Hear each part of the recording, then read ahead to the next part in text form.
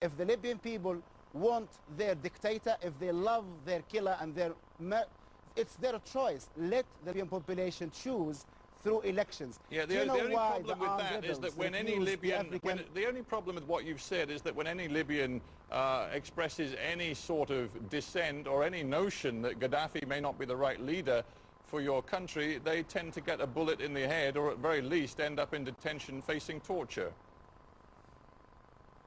That's not true, of course. And how about the African Union roadmap, which was rejected by the rebels? Do you know why? Because, Stephen, they know if the Libyan people have the choice now, they will choose the leader as a unifying figure, not a governor of Libya. How about a complete international supervision of a transitional period in Libya in which the Libyan can decide, one, the shape of the political system, two, the leadership of this political system? How reasonable is that? Let us do that, and let's not have preconditions against the Libyan people, because who is Barack Obama or Cameron to say to the Libyans, you cannot choose your current leadership?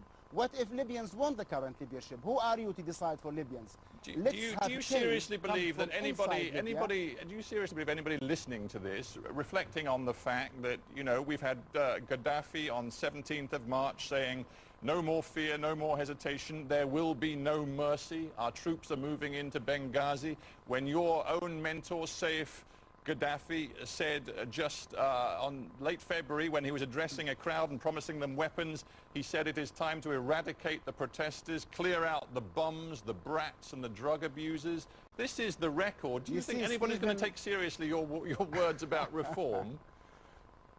Yeah. See, Stephen, this what sound bites and sensationalism does to the BBC and other respected media organizations.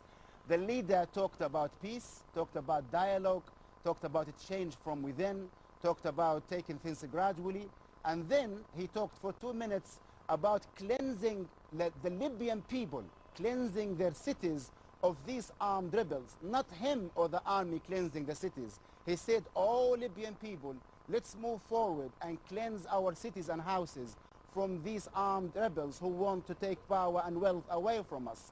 It's been changed around to make the leader look as if he fighting the Libyan population. You see, even the BBC, the very respected organization, can fall for sound bites and media and sensationalism. The leader is on the side of the people.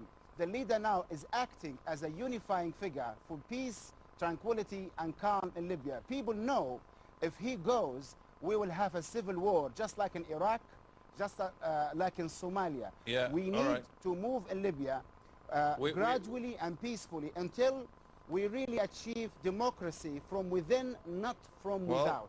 Peace and democracy, of course, is a million miles from what you have in your country right now. I just wonder whether you, having seen the decision taken by Moussa Ibrahim, seen the decisions taken by other senior members of the Gaddafi old guard, whether you too, despite all of the loyalty you've expressed in the course of this interview, whether you're beginning to wonder whether you want to stick around with a regime which clearly is going to face investigation, we know will face ICC study, because he's already begun, Mr. Ocampo has already begun it.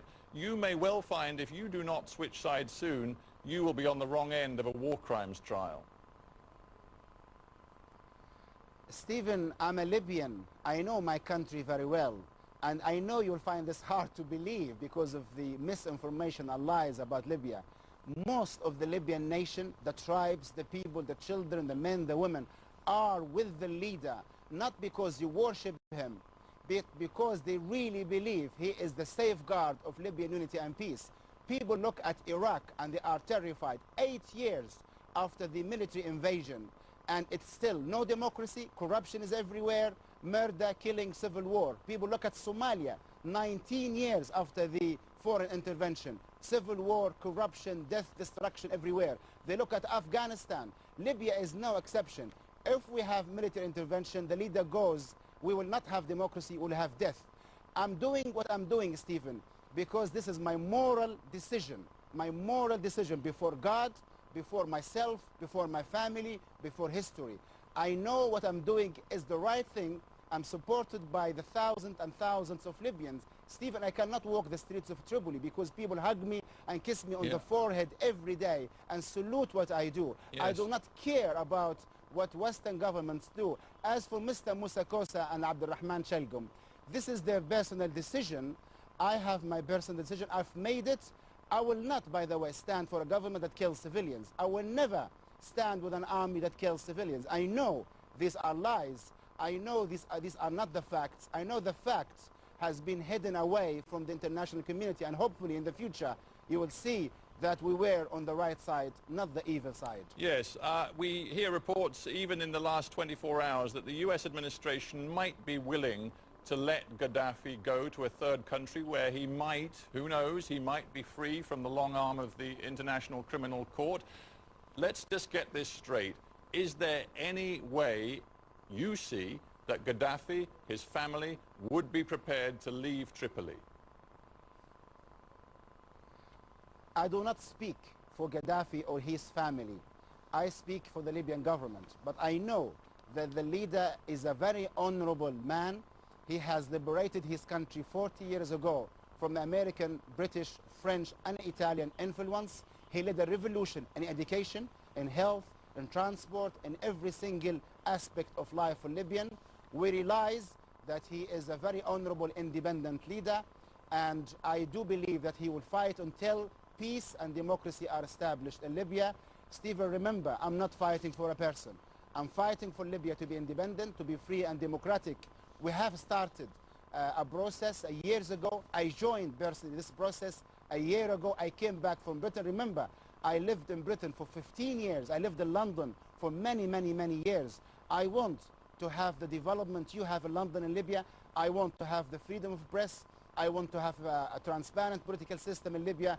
I want the Libyan people to be happy, peaceful, and progressive. I know this will never happen with NATO intervention. I have to say, Mr. Ibrahim, it looks like you made a very bad call. Let's just look, as we end, let's just look at reality. International Energy Agency currently says Libyan oil exports down to a trickle. We know that Libya needs refined petroleum products which it can no longer get because of sanctions. All of the billions that Gaddafi and the regime owns abroad now frozen. Your international relations all frozen, can't travel anywhere. You and the regime are in a huge hole. Are you just going to keep fighting till the bitter end? Yes, but but Stephen, it's like if you are asking me to be a coward. You are saying to me, okay, you have your moral choice, but you have made a bad decision in terms of practicality. Well, I made the moral choice and I'm going to fight for it until the end. If I, for some reason, have the bad consequences, I'm prepared to face my personal future and my destiny. Many Libyans have already done that.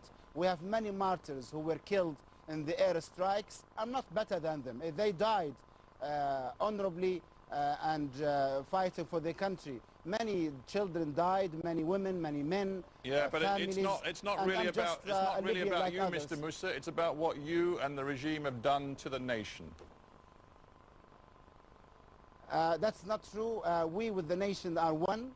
We challenge the international community. You see, our logic is quite powerful, Stephen. We are challenging everyone. We are challenging the international community to allow us to have free elections or free referendum here in Libya, you made here that and now,